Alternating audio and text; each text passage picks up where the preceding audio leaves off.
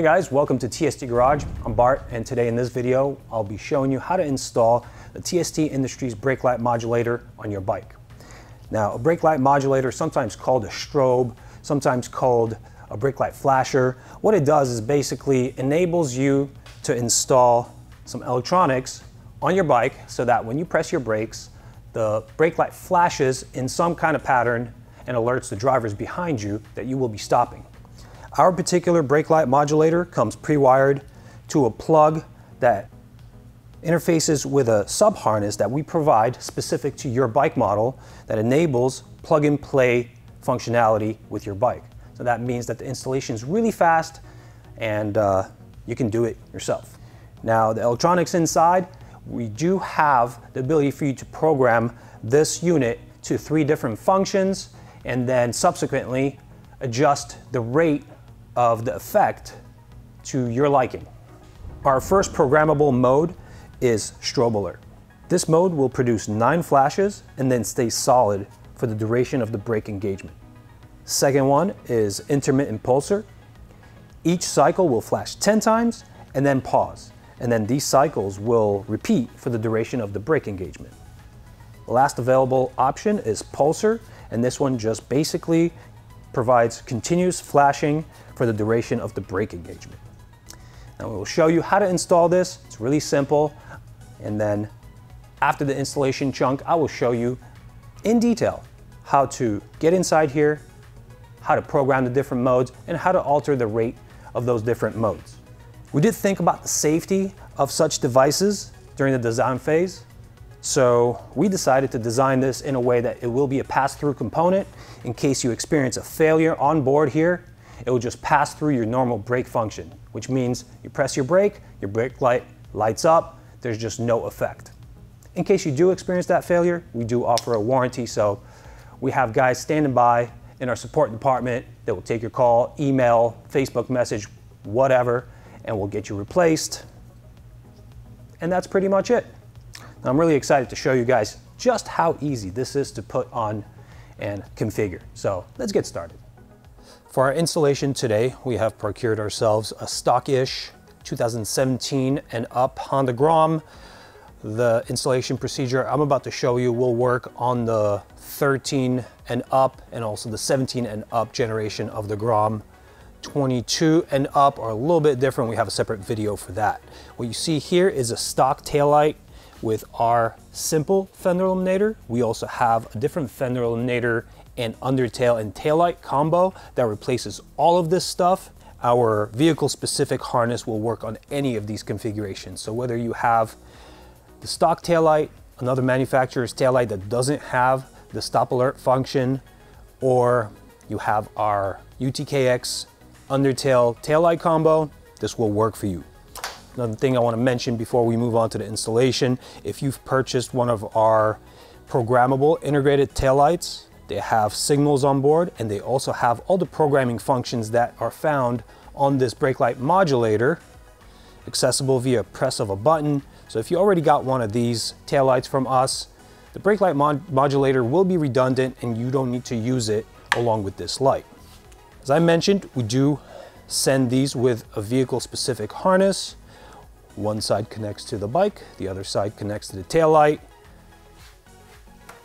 Third connector with the yellow and black 4-position configuration here snaps into our brake light modulator, and now we're good to go. Let's take the seat off and look what's under there. Now, after I get under the seat, I just want to reiterate one point I made in the intro. This is the 2017 and up model, the SF model. The previous generation, the 13 through 16, will have different plastics, but it has the same frame and the same routing for the wires. I believe on the previous generation, the wire set for the taillight is encapsulated in a black sheath here, so you won't see the blue, but generally, all the connectors are in the same spot here. So we can access all of the stuff the same way, and we use the same exact configuration of our brake light modulator with the sub harness for connection. So this is valid for all the generation Groms up through 2022, for which we have a separate video. Now there is a tab here that the connector for the taillight typically sits on. We'll identify it here. If your bike is unmodified, the bike will look like this here. You lift up on this wire pair with the red cap and you'll find your connector here. Now that is tied off to the frame and you'll have to pop it off the frame. You can either use a small flathead screwdriver or a pick. I happen to have a pick, so that's what I'll use. There is a tab on this connector that you press outboard, and that releases this connector from the frame. I will show you where that tab is. So this connector slides onto the tab towards the front, and it clicks in with this little ratcheting tab feature. When you press this outboard from the center plane of the bike, that releases it from the frame, and you'll be able to clear it off the frame tab. Now that it's out, we will have to flip it over to access this component here. That's another tab. On this particular tab, we lift up towards the outer casing of the female plug, and that clears the locking mechanism and lets us withdraw the plug. I already showed you how the brake light modulator clicks in. The 4-position plugs get connected together, and the rest of this is very, very simple. There's only one way to plug it into the connector pair that we've just cleared. Just make sure that you get the actual locking mechanism to seat and click. If at any point you do need to withdraw these connectors from each other, make sure you don't tug by the wires. You could strain the wire connections into the terminals. You don't want to do that, so definitely always grasp by the connector plastic. Now that I have this connected electrically, I will power up the bike and make sure that I actually get the function. And I in fact do have the function. And now it's just a matter of getting my modulator seated down and connected to some mechanical fastening component here. If you like to follow the same procedure as the OEM, you could click one of these connectors onto the frame tab. I typically like to neaten up my cables and wires and routing as much as possible, and then we just need to find an appropriate location for the brake light modulator body. Any location here on top of this rail is not really ideal because you have the seat interfacing with these components here. We do have a location that we could put this in under the bodywork, but there's not a lot afforded in there as far as a tie down point goes. I have to make one extra suggestion here. You see the rubber grommet that the wires come out of.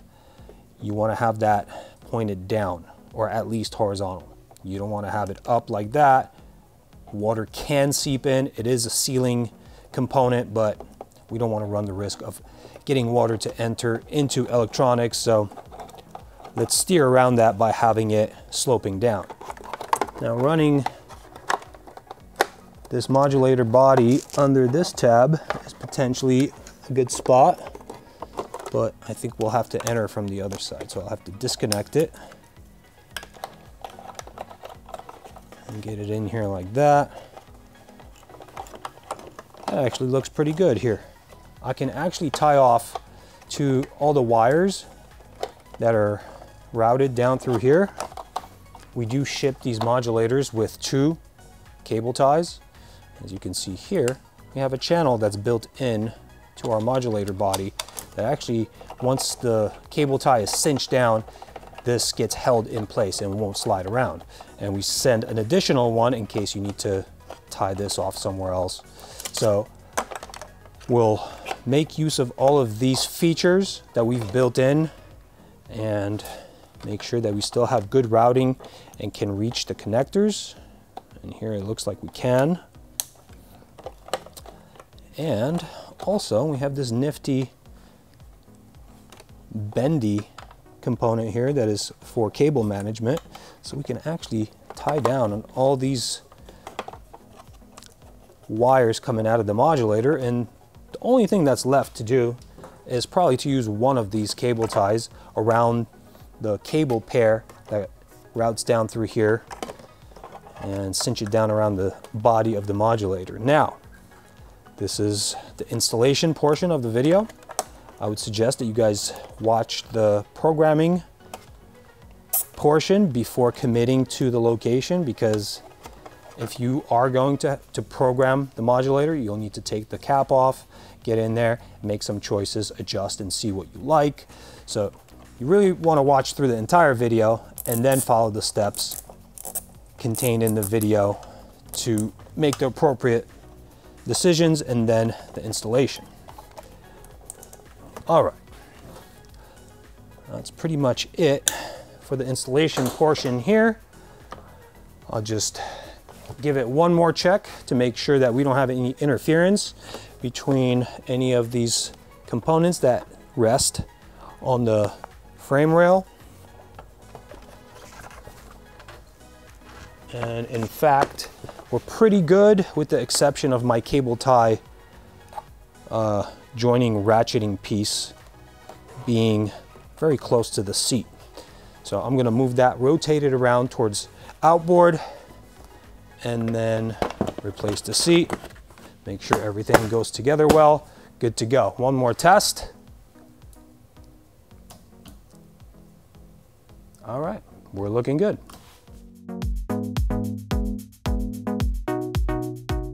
For mode selection and rate adjustment, we will need to get inside this capsule to access the electronics. These two Phillips head screws will need to be removed. What I like to do is unscrew them until they disengage from their receiving threads and leave them in the cap. Otherwise, it's pretty easy to lose them. If we pull them off with the cap, they are self-captive. All right, now we'll identify the parts here. This button is the mode selector, and this potentiometer is your rate adjuster. Clockwise is faster, counterclockwise is slower. Let's first do our selection of modes. With the brake pressed, press the button once to toggle to the next available program. Now the brake does have to be pressed so that the unit powers up, otherwise you won't be able to make the selection. If you find that you've pressed the button but the selection has not been changed, just do it again with the brake pressed. So now we will go on to the next program, press the brake once more, press the button once, and now you're in the next mode. Now we've switched twice, so pressing it one more time will return to the original mode that your unit arrived in. Now for rate adjustment, we'll be using the potentiometer. With the brake pressed, we can turn it clockwise to make it go faster, counterclockwise to decrease the rate. Now in brake alert, you will only have 9 flashes to make your adjustment, and then it'll stay solid. This one doesn't actually lend itself to really fast flashing at the top of the range. Bottom of the range is unusable, so I like to set it somewhere towards 3/4 to maybe 80% clockwise, and that does it for me. Now if we change to the next one, this one is the pulsar, and this one just keeps on flashing, so I like to have it going pretty fast here. Choice is really up to you. If you want to explore the next mode, we have the intermittent pulsar. This one to me belongs somewhere close to the top of the range, makes it the most visible. But again, freedom means choice. The decision is ultimately up to you. Once you're done with your adjustment and you're where you want to be with all your modes and rates, replace the cap, turn the screws back in, And it really is just that simple. Replace your brake light modulator in the space that you decided to keep it, and you're good to go.